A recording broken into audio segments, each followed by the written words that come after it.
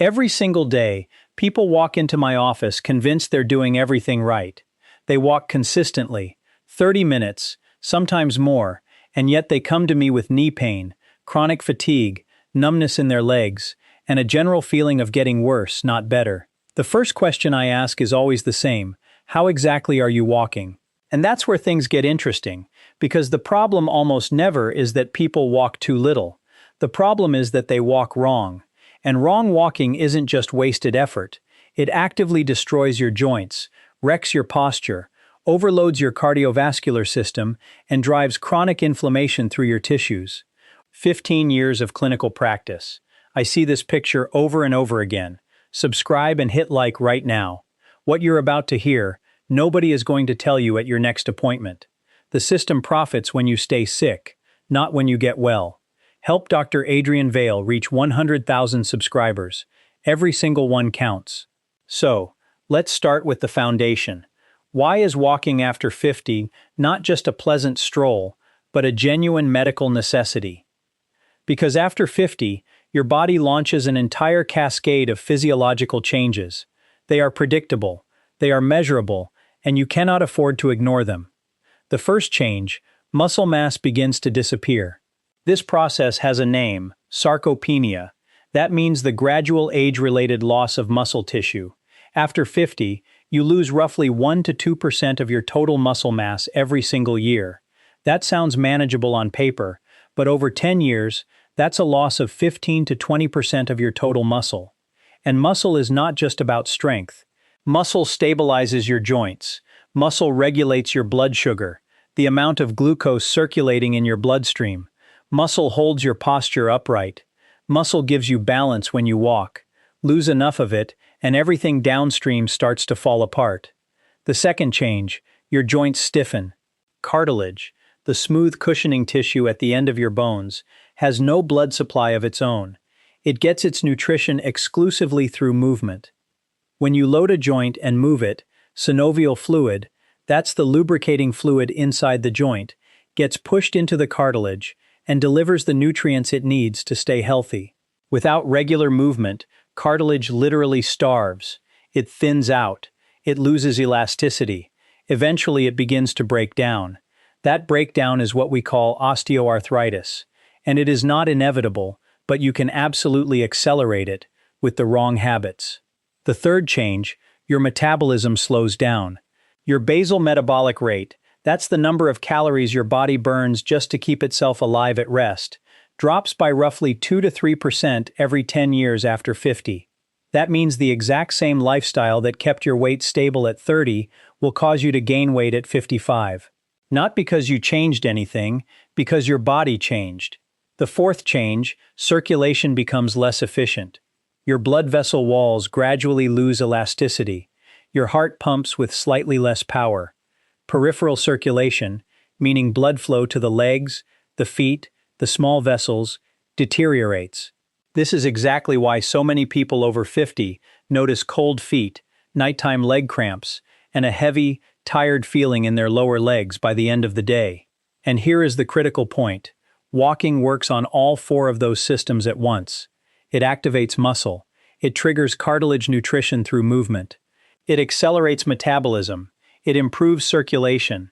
Multiple studies confirm that people who walk regularly have significantly lower rates of cardiovascular disease, type 2 diabetes, a condition where the body stops managing blood sugar properly, osteoporosis, which is the thinning of bones, and cognitive decline. But, and this is the part nobody tells you, all of that only works when you walk correctly. Walk the wrong way, and you don't get a smaller benefit. You get a new problem on top of the old ones. Let's go through every major mistake I see, starting with mistake number 1. You never change your walking speed. This is one of the most overlooked errors I encounter in clinical practice. People pick a single comfortable pace and maintain it for the entire duration of every single walk they ever take. It feels safe. It feels natural. And from a physiological perspective, it is quietly robbing them of the majority of walking's health benefits. Here is the science behind it. Your cardiovascular system adapts to demands that vary. When you maintain one steady pace, your heart rate stabilizes at one predictable level. Your blood vessels maintain one consistent diameter. Your muscles operate at one fixed intensity. Your body becomes efficient at that specific demand very quickly, sometimes within a few weeks. Once it becomes efficient, the stimulus disappears. No stimulus means no further adaptation. No adaptation means no further improvement. You are walking, yes, but your body has stopped responding to it. This is a principle called progressive overload. It applies to every form of physical training, including walking. Your body only changes in response to demands it has not yet fully adapted to. A flat, steady pace that felt challenging 3 months ago is now routine. Your heart doesn't need to work harder. Your muscles don't need to recruit additional fibers. Your metabolism doesn't need to rise. Now here is where it gets medically relevant. After 50, your cardiovascular reserve, that is the gap between your resting heart rate and the maximum rate your heart can safely achieve, narrows with each passing year. If you never challenge that reserve, it shrinks even faster. Studies demonstrate that individuals who incorporate brief periods of increased intensity into their walking routine maintain a significantly higher cardiovascular reserve compared to those who walk at one steady pace. What does this look like practically? It does not mean sprinting. It does not mean exhausting yourself. It means that during a 25 to 30-minute walk, you include 2 to 3 short intervals, roughly 60 to 90 seconds each, where you deliberately pick up your pace. Walk faster, not jogging, just noticeably faster than your comfortable speed. Your breathing should deepen. You should feel your heart working slightly harder, then return to your normal pace and recover. This is called interval walking, and the research behind it is extraordinarily strong. A landmark study from Japan followed over 600 participants over 50 for 5 months. Those who incorporated interval walking showed significant improvements in leg strength, aerobic fitness, resting blood pressure, and blood sugar regulation compared to participants who walked at a continuous moderate pace for the same total duration, same time spent walking, same distance covered, dramatically different results. All because of variation. One more critical point. Interval walking also trains your nervous system. The transitions between slow and fast require your brain to adjust coordination, balance, and muscle recruitment in real time. After 50, that neurological demand is not just exercise. It is direct brain training that supports coordination and reduces fall risk. If you have been walking the same route at the same speed for months or years, and you stop seeing any improvement in how you feel, this is almost certainly why. Your body adapted. The signal stopped. Variation restarts it. Mistake number 2. You walk on hard, flat surfaces exclusively. Most people choose the smoothest, flattest path available. Sidewalks, shopping mall floors, paved tracks. It makes intuitive sense. Flat ground feels easier. Flat ground feels safer. But from a musculoskeletal and neurological standpoint, walking exclusively on flat, hard surfaces is quietly weakening the very systems that keep you stable and injury-free. Start with the joints. Hard, flat surfaces like concrete and asphalt have virtually no give. Every time your heel strikes the ground, the impact force travels directly up through your ankle, knee, hip, and into your lower spine. On natural terrain, soft earth, grass, packed dirt trails, the ground absorbs a portion of that force before it reaches your skeleton. The difference is measurable. Research shows that impact forces on concrete are 30 to 40% higher than on a packed earth surface. Over thousands of steps per walk, that difference accumulates dramatically. Now consider the muscles and stabilizers.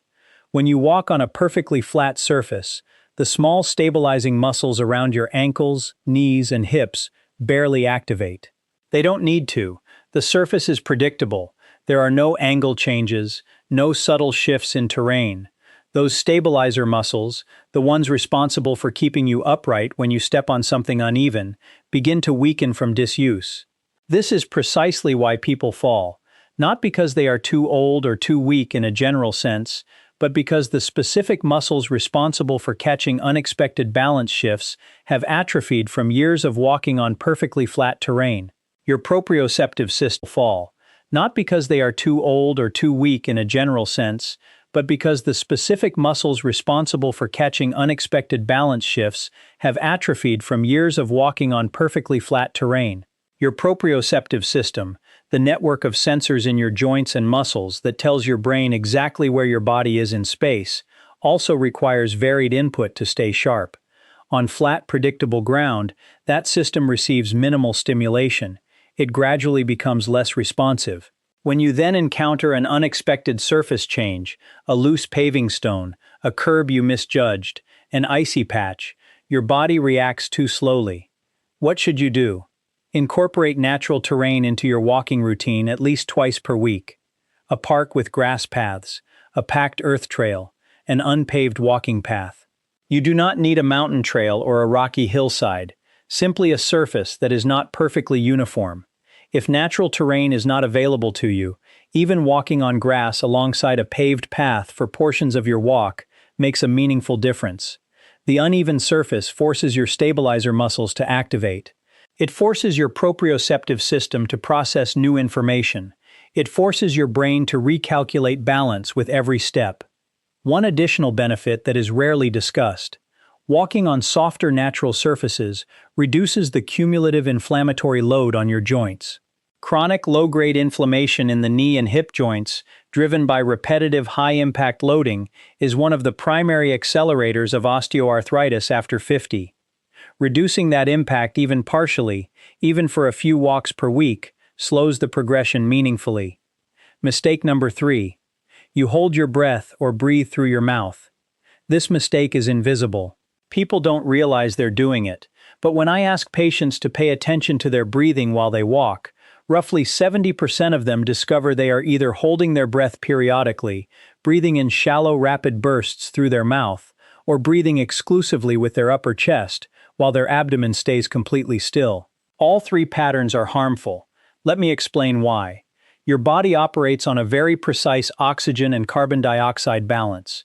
When you breathe correctly during walking, your cells receive adequate oxygen for energy production, and carbon dioxide, a metabolic waste product, gets efficiently expelled. When you breathe incorrectly, that balance shifts, oxygen delivery drops, carbon dioxide builds up, your muscles fatigue faster, your brain receives less fuel, your heart rate rises higher than it should for the given effort level. Now here is the specific mechanism. Mouth breathing during physical activity bypasses the nasal passages entirely. Your nose is not just an air hole. It is a sophisticated filtration, warming, and humidification system. Air that passes through the nose gets filtered of particles and pathogens, warmed to body temperature, and moistened before it reaches the lungs. Mouth breathing delivers cold, dry, unfiltered air directly to the lower respiratory tract. This triggers mild bronchial irritation, especially in cold or dry weather. Over time, it increases susceptibility to respiratory infections and can worsen exercise-induced airway tightness. More critically, nasal breathing activates the diaphragm, your primary breathing muscle, far more effectively than mouth breathing does. When you breathe through your nose, the slightly increased resistance naturally encourages your diaphragm to engage fully. The result is deeper, slower, more complete breaths that ventilate the lower lobes of your lungs, where blood flow is highest and oxygen exchange is most efficient. Mouth breathing encourages shallow chest breathing. Only the upper portions of your lungs inflate. The lower lobes remain underventilated. You move the same volume of air, but extract significantly less oxygen from it. After 50, when your lung capacity has already diminished by approximately 20 to 25% compared to your peak at age 25, you cannot afford to waste what capacity remains on inefficient breathing patterns. The correction is straightforward. Breathe in through your nose and out through your nose, or through gently pursed lips. Match your breathing to your stride. A common effective rhythm is inhale for 3 steps, exhale for 3 steps. If you're walking faster during an interval, reduce it to inhale for 2 steps, exhale for 2 steps. If you find you cannot maintain nasal breathing at your current walking pace, that is a clear signal you are walking too fast for your current fitness level. Slow down until nasal breathing is comfortable. That is your correct intensity for today. It will increase over time. One more point. Breath holding, even briefly, during exertion, causes a spike in intra-abdominal pressure and a sharp momentary rise in blood pressure. For someone over 50 with any degree of hypertension or vascular stiffness, repeated breath-holding episodes during a walk create unnecessary cardiovascular stress. Pay attention. If you notice yourself holding your breath, especially going uphill or when you increase pace, consciously release that pattern. Mistake number 4. You ignore pain and push through it. This one is deeply rooted in culture. We are taught that discomfort during exercise means growth. That pain is weakness leaving the body. That persistence is always admirable. After 50, that philosophy becomes actively dangerous. There is a critical distinction between muscular effort and joint pain. Muscular effort feels like work. It is diffuse. It affects large areas. It resolves within minutes of stopping. Joint pain is sharp or specific. It localizes to a particular point, often the inside of the knee, the outer hip, the heel, or the ball of the foot. It worsens as you continue. It lingers after you stop. Sometimes it shows up hours later or the next morning. Muscular effort during a walk is normal and desirable. Joint pain during a walk is a signal. It means something in the mechanical chain is wrong. Either the joint is being loaded at a bad angle, or the supporting structures are inflamed, or the cartilage is compromised. When you push through joint pain, you do not strengthen anything. You accelerate damage. Every step taken on a painful joint under load drives inflammatory chemicals deeper into the tissue. The cartilage surface that is already irritated gets compressed further. The joint capsule swells slightly more. Micro damage accumulates. What started as a mild ache that you could have resolved with a simple correction becomes, over weeks of ignoring it, a chronic condition requiring medical intervention. I have seen this progression hundreds of times. A patient walks through knee pain for 2 months, convinced it will toughen up. By the time they come to me, the cartilage damage is visible on imaging, and we are discussing options that would have been completely unnecessary had they responded to the initial signal. Here is the protocol. If you feel sharp or localized pain during a walk, stop. Not next time. Right then. Rest for 2 to 3 minutes. If the pain resolves completely after rest, try continuing at a slower pace. If it returns, your walk is over for today. That is not failure. That is intelligence. If the same pain appears on 3 consecutive walks, regardless of pace, that is a signal to get the joint assessed. Do not wait for it to become severe. Do not wait for swelling. Do not wait for it to affect your sleep. Early intervention for joint problems after 50 is almost always simpler, faster, and more effective than delayed intervention. And one more critical point. Pain that you feel after a walk, not during it, still counts. If you consistently wake the morning after a walk with stiff, painful knees or a throbbing hip, your walk is too long, too fast, or your mechanics are wrong. Reduce duration by 10 minutes. Slow your pace. Check your shoes. Something in the equation needs to change. Mistake number 5. You walk at the same time every day without considering your body's readiness. Most people who walk regularly are creatures of habit. They walk at the same time, often first thing in the morning or immediately after dinner. Routine is valuable. Consistency matters.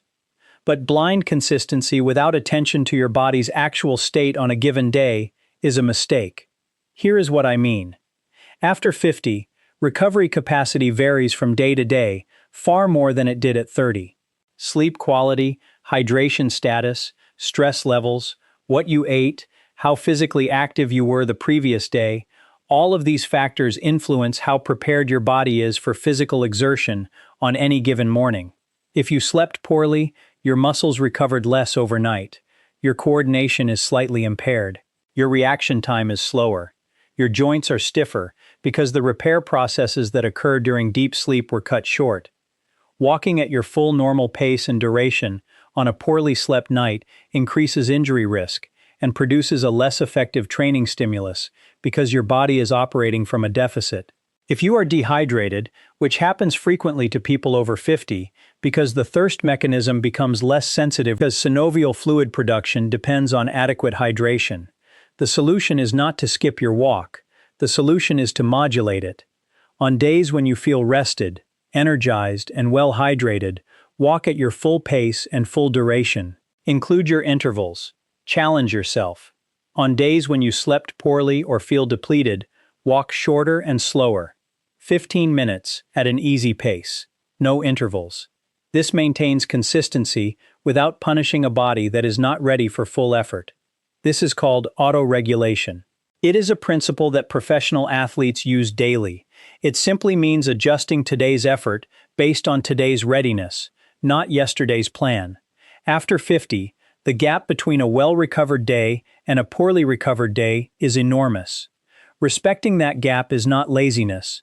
It is the difference between someone who walks comfortably for decades and someone who grinds themselves into chronic overuse injuries within 2 years. A simple readiness check takes 10 seconds. Before you walk out the door, ask yourself 3 questions. Did I sleep adequately last night? Have I consumed at least 2 glasses of water this morning? Do any of my joints feel unusually stiff or painful right now? If the answer to 2 or more of those questions is concerning, today is a light day. Walk anyway, but walk gently. Mistake number 6. You never walk uphill. Flat walking is where most people stay forever. They find a route that feels comfortable and repeat it indefinitely. And while flat walking is infinitely better than not walking at all, exclusively flat terrain leaves one of the most important muscle groups in your body almost completely unchallenged. That muscle group is the gluteal complex. Your glutes, the large muscles of the buttocks, are the most powerful muscles in your body and the primary drivers of hip extension, the motion of pushing your leg behind you. On flat ground, the glutes contribute minimally to propulsion. The workload falls primarily on the quadriceps and calves. Why does this matter after 50? Because gluteal weakness is directly linked to 3 of the most common complaints I hear in my office: lower back pain, knee pain, and balance instability. When your glutes are weak, your lower back compensates. Instead of the pelvis staying stable during each stride, it drops and tilts. The lumbar spine absorbs forces it was never designed to handle. Pain develops not because of a spinal problem, but because of a hip muscle that is not doing its job. When your glutes are weak, the knee joint loses its primary external stabilizer. The knee begins to drift inward with each step, a pattern called valgus collapse. This loads the inner compartment of the knee unevenly and accelerates cartilage wear on one side. Many people diagnosed with early knee arthritis actually have a gluteal strength problem masquerading as a joint problem. When your glutes are weak, your ability to recover from a stumble diminishes. The glutes are the primary muscles that catch your body weight and stabilize you when you trip or lose footing. Weak glutes mean slower stabilization, which means higher fall risk. Walking uphill activates the glutes 3 to 4 times more than walking on flat ground. Every incline step requires your glutes to fire powerfully to push your body mass upward against gravity. It is, in effect, strength training disguised as walking. You do not need a mountain, you need a moderate slope, a park with a gentle hill, a street with an incline. Even a parking garage ramp walked slowly and deliberately provides the necessary stimulus. Include at least 1 uphill segment in your walking routine 2 to 3 times per week. The incline does not need to be steep. A grade that makes you breathe noticeably harder and forces you to lean slightly forward is sufficient. Walk up slowly. Let your glutes do the work. Walk back down carefully, since downhill walking stresses the knees differently and should be done at a controlled pace. If inclines are truly unavailable in your area, even walking stairs for 2 to 3 minutes during a walk provides a similar gluteal activation pattern.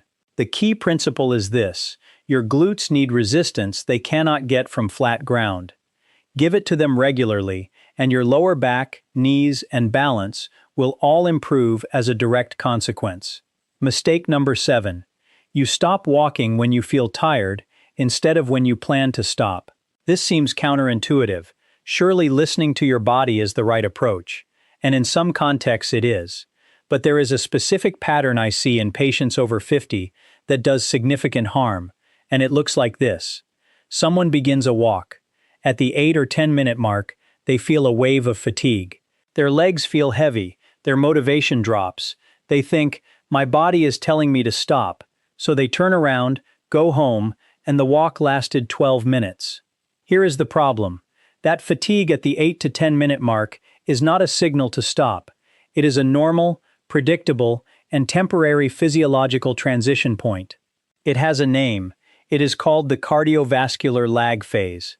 When you begin walking, your muscles immediately demand more oxygen.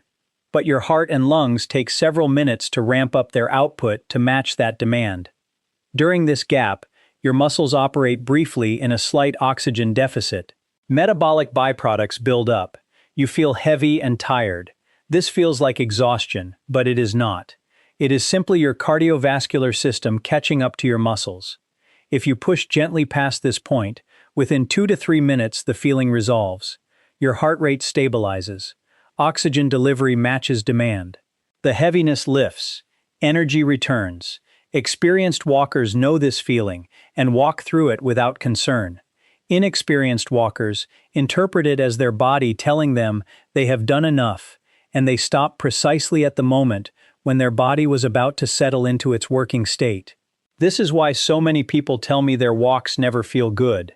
They stop before they reach the phase where walking actually becomes comfortable and energizing. They never experience the second wind that comes after minute 12 or 15. The solution is simple. Decide your walk duration before you begin. 20 minutes, 25 minutes, whatever your current level supports, and commit to that duration regardless of how you feel at the 8 to 10-minute mark.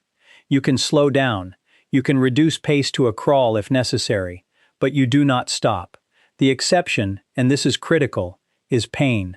Fatigue is not pain. Heaviness is not pain. Breathlessness that resolves when you slow down is not pain. These are normal exercise sensations. Sharp joint pain, dizziness, chest tightness that does not resolve with pace reduction, these are stop signals. Respect them immediately. But ordinary fatigue at the beginning of a walk? Walk through it. It passes every single time. And on the other side of it is where the actual health benefits begin. Now, here is an important clinical observation that ties everything together. All 7 of these mistakes carry different levels of risk depending on your age.